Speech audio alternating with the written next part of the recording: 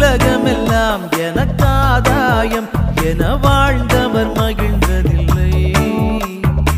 ஆன்மாவே எனக்காதாயம் என வாழ்ந்தால் கவலை இல்லை.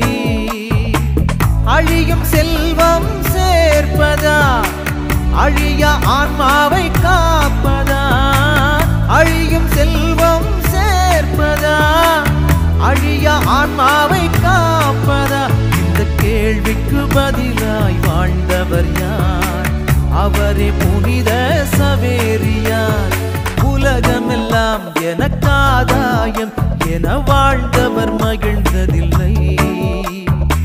ஆன்மாவே எனக்காதாயம் என வாழ்ந்தால் கவலை இல்லை.